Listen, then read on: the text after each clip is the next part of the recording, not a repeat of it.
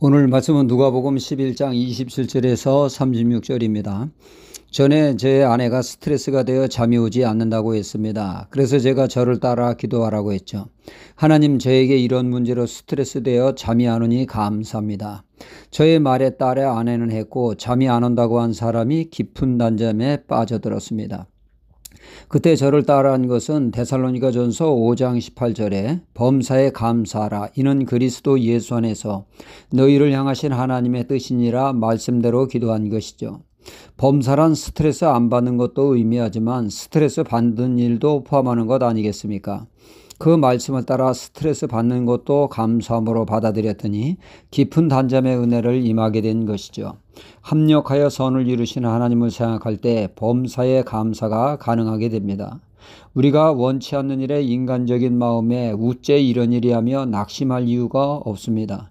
이는 또 다른 하나님의 은혜의 역사의 과정이기 때문이죠. 가령 요셉이 형들에 의해 종이 된 것하며 순결을 지키다가 보디발 아내의 모함으로 억울하게 옥살이라는 것도 돌이켜보면 그 또한 은혜였던 것입니다. 그런 과정이 있었기에 요셉이 바로왕 앞에 설 수 있었고 애굽의 국무총리가 되어 가족들을 기근에서 구원하는 역사가 일어나지 않았습니까?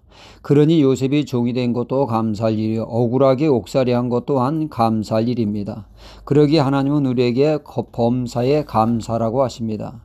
전에 제가 보니 한 아주머니가 깡충깡충 뛰며 하나님께 감사합니다 연신 외칩니다. 그래서 제가 그 아주머니에게 물었죠. 하나님을 믿느냐고 말입니다. 그러자 그분이 하는 말, 나는 하나님을 안 믿는데 아파트 당첨이 되었다는 말에 너무 기뻐서 나도 모르게 나왔다는 얘기죠. 일반 사람들도 잘된 일에 감사한다면 믿는 우리는 한 걸음 더 나아가 원치 않는 일까지 범사에 감사할 때 또 다른 하나님의 은혜를 덧입을 줄 믿습니다. 제가 최근 모임이 있어 참석을 했는데 호주머니를 뒤져보니 스마트폰이 감쪽같이 없어졌습니다. 분명히 있어야 할 스마트폰이 없으니 얼마나 황당하고 당황하지 않겠습니까? 졸지에 모임 분위기가 싸해질 수 있습니다.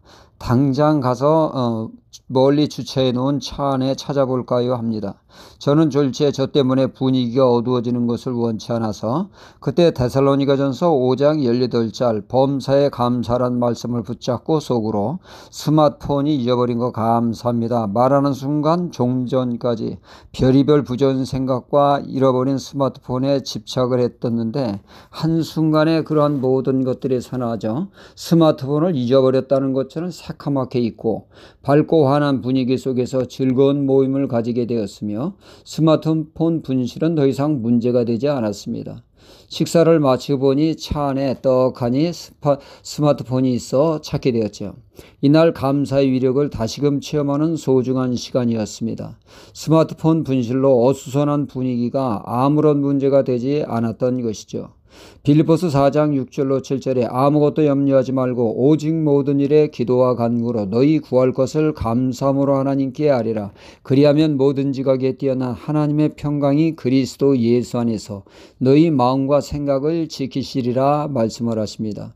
말씀대로 순종하여 감사했더니 염려에서 근심에서 자유롭게 되는 하늘로부터 내려오는 평강을 누리게 되었다는 것이죠. 물이 변하여 포도주가 되듯이 근심이 변하여 평강이 되고 염려가 변하여 은혜가 되는 역사를 맛보게 된 것이죠. 말씀을 붙들고 삶 속에 행할 때 이런 놀라운 은혜를 덧입게 되어집니다. 히브리서 1장 3절에 하나님의 말씀을 뭐라고 말씀을 합니까? 능력의 말씀이라 표현하고 있습니다. 말씀 그 자체가 능력이요, 그 말씀에 순종하여 행할 때 말씀의 능력을 체험하는 복이 임하게 되어집니다. 열왕기하 5장의 나아만 장군을 보십시오. 그는 나병으로 심각한 인생의 위기를 맞이하게 됩니다. 이를 치유받고자 이스라엘에 왔을 때 하나님의 말씀은 요단강에 7번 몸을 담그라입니다. 이 하나님의 말씀이 상식적으로 도저히 이해가 되지 않았죠. 황당한 말씀에 강한 거부감에 나아만은 집으로 돌아가려 했지만 신하들의 만류로 그는 어거지로 말씀에 순종을 했더니 놀라운 역사가 일어났습니다. 깨끗하게 치유되었죠. 말씀에 순종함으로 하나님의 말씀에 능력이 되어 건강의 복을 그는 얻게 되었습니다. 하나님의 말씀에 순종하는 것이 축복된 인생입니다. 오늘 말씀 27절로 28절에 한 여인이 예수님을 잉태하고 수유한 마리아가 복이 있다고 하자 주님은 이에 말씀하시기를 하나님의 말씀을 듣고 지키는 자가 복이 있느니라 말씀하셨습니다. 능력의 말씀에 순종하여 행할 때 하나님의 축복을 누리는 복이 있는 인생이 될 것입니다.